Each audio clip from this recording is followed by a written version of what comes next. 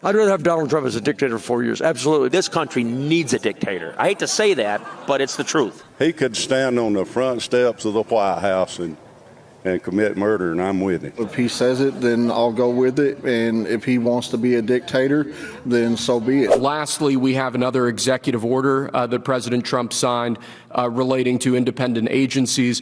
This executive order would establish important oversight functions in the Office of Management and Budget and its subsidiary office, OIRA, supervising independent agencies and many of their actions, and also reestablishes the longstanding norm that only the President or the Attorney General can speak for the United States when stating an opinion as to what the law is. Are we close to seeing Mr. Kim here at the White House? Could happen. I mean, they talked about that yesterday with Mike Pompeo? Yeah, I think it's something that could happen. Yeah. Hey, he's the head of a country, and I mean, he is the strong head. Mm-hmm. Don't let anyone think anything different. Right. He speaks, and his people sit up at attention. I want my people to do the same. Thank you, Gene, very much. And thank him for recently banning men from competing in women's sports. That's a big deal. Thank you very much. It's amazing the way I don't hear any applause for that when everyone feels it. It's a 97. Don't worry about it. That's a 97-3. It's not 80-20. It's 97-3. But nobody wants to clap. It's crazy. Donald Trump is having by far the worst month of his second term. And also when it comes to what Reverend Sharpton was just talking about, the way that his own base's anger at him has dragged down his agenda in a fundamentally different way than years past. It's also one of the worst months we've seen since he's ever been president, both terms. We can measure that. And that's what makes this a more politically dangerous moment. And I'm going to show you exactly why. We have these prominent MAGA voices. Some are in the Republican Party, some are on Fox News, but more than ever before and the first term, which was many light years ago in terms of technology, we have more independent voices online, which means they're less beholden to some of these other things. That's true regardless of ideology. And so it goes beyond Epstein. In the past weeks and months, some of those voices who are MAGA and voted for Trump and have audiences that they've said are very Trumpified are not just criticizing this or that policy. They're using that same smashing rhetoric that Trump and MAGA folks tend to use against him. And they're kicking students out that write articles they don't like. Yeah, that's nuts. Crazy. Yeah. Isn't a university supposed to be a place where someone's allowed to express themselves and have non-violently? Yeah. Deporting people because you don't like who they're criticizing? That gets kind of shifty. You got to get scared that people who are not criminals are getting lassoed up and deported. It's horrific. I don't know how many of you guys are invested in crypto or stocks. What the is going on with our country? Guys, why am I poor? Everything's in the shitter because of it. I'm down $7 million in stocks and crypto. Maybe don't be on the golf course. 3 times I voted for this man.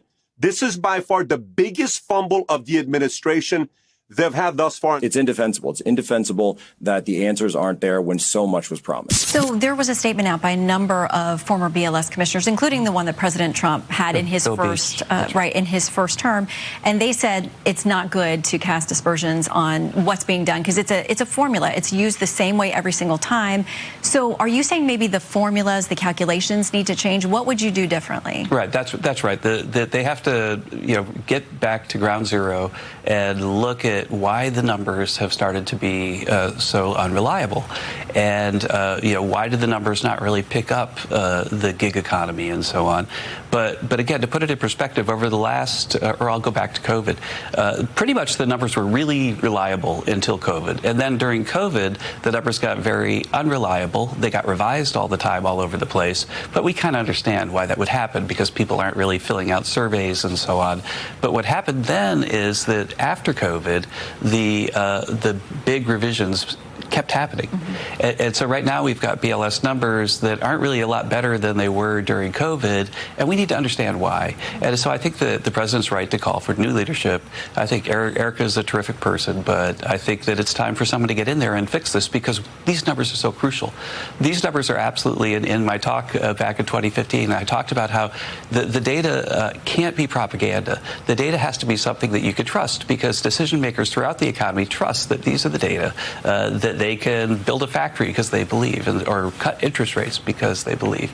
And if the data aren't that good, then it's a real problem for the U.S. And right now, the data have become very unreliable with these massive revisions over the last few years. Well, maybe this data gets you to the cut that you're looking for in interest rates in September. That's a whole nother conversation. We should tell our viewers we just got word from our producers that the commissioner of the Bureau of Labor Statistics has officially been fired now. David, what kind of precedent does this set? I mean, he's not, to be clear, he's not provided any actual evidence here. Yeah. Well, and that is nothing new for Donald Trump, right? Fair, I mean, so point. this is behavior we've seen before, and it feeds into this whole notion, of the deep state and the concern that government officials are working against him. He accused this woman and this agency of cooking the books last year in the campaign to benefit Kamala Harris. Again, without evidence, totally without evidence. And so I take the point that, yes, this is a human being, and Donald Trump is not a stranger to being impervious to that, as he seems to be here. Most dictators throughout history have had some type of a background in the military. Maybe they rose to the rank of general.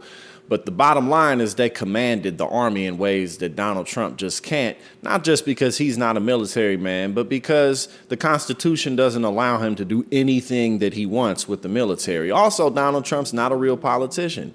I mean, that was part of his whole brand and why people liked him in the first place. Now, what he is a con artist, a racist, a rapist, a sexist, a homophobe, rips everybody off who works for him. I'll talk about that all the time.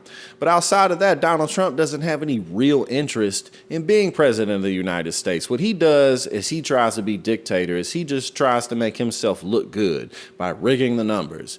He just fired the data analyst from the Bureau of Labor Statistics, and the other day he was up in the White House with big, huge, colorful charts and graphs that show the economy going straight up. But you can't fool people like that, man. Like, people aren't going to go to the pumps like, gas is only $1.95 now. No one's ever done this in the history of the United States. But when we go to the pumps and we see that it's 3-something or 4-something, that doesn't change anything as he continues to put tariffs on everything. As everyday items become more expensive, you can't hide that from anyone. And he's breaking all his campaign promises. He's wrapped up in all this Epstein nonsense. And you can't really take over this entire country. It's too big. There's too many governments. There's too much happening.